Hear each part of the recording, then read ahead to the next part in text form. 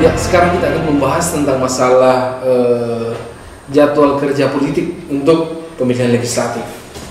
Tahun 2024 ini telah ditetapkan oleh KPU bahwa hari pemilihan itu tanggal 14 Februari tahun 2024. Tetapi pendaftaran untuk calon-calon anggota legislatif itu akan dimulai dari bulan Februari tahun 2023. Berarti ada range waktu 1 tahun yang akan kita jalani untuk bisa membangun sebuah manajemen politik yang baik, agar setiap manajemen tim sukses yang kita bangun itu memang betul-betul orang-orang yang terpilih secara baik.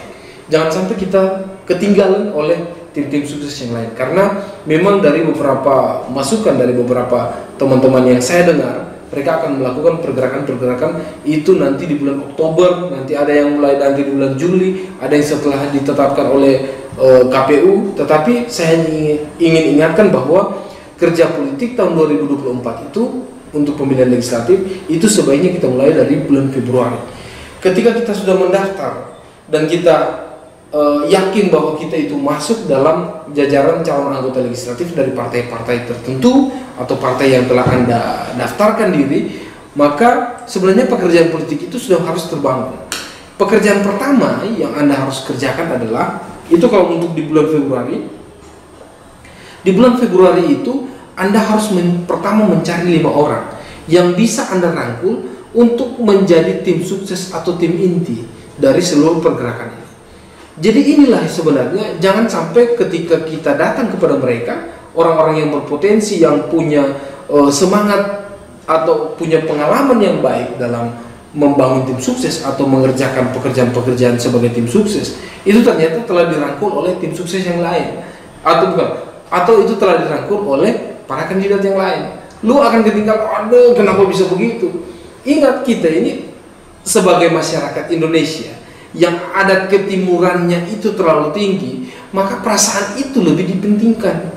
Sehingga kalau ternyata sekalipun dia itu punya hubungan dekat dengan kita, tapi kita tidak pernah menyampaikan atau mengungkapkan bahwa kita punya kerinduan untuk menjadi anggota legislatif, maka secara otomatis mereka itu akan mengiyakan ketika ada kandidat yang lain yang datang kepada mereka untuk merekrut mereka, untuk merangkul mereka untuk menjadi tim sukses. Dan coba lihat, ketika Anda datang, yang dia akan sampaikan seperti apa? Yang pasti yang dia bilang, aduh, saya ini sebenarnya suka sekali untuk membantu. Saya tahu saya ini punya hutang budi kepada Anda, tapi kan saya juga tidak enak. Pak Budi kemarin sudah datang, dia datang kepada saya, aduh, saya juga kan gak enak untuk tolak. Kemudian karena saya tidak tahu bahwa Pak Benggali mau maju, jadi saya berpikir, ya saya sama Pak Budi aja. Setelah saya sudah menetapkan diri untuk mendukung Pak Budi, untuk membantu Pak Budi, kan saya tidak enak untuk mengkhianati dia, Pak. Atau nanti begini, nanti saya carikan orang untuk membantu Bapak untuk di wilayah ini. Yang Anda mau lihat nanti itu, yang Anda rasakan pada saat itu, saya ingin sampaikan memang bahwa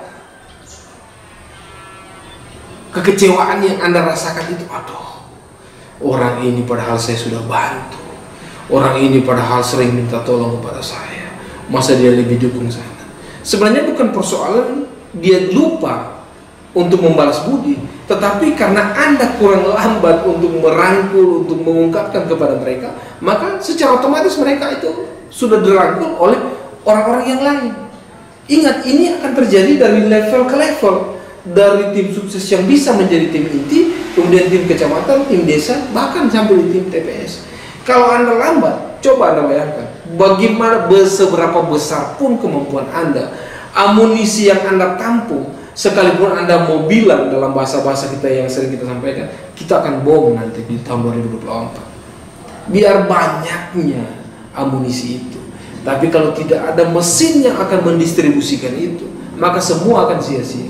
Saya ini pernah lihat kandidat bupati, dia kalah hanya 600 suara.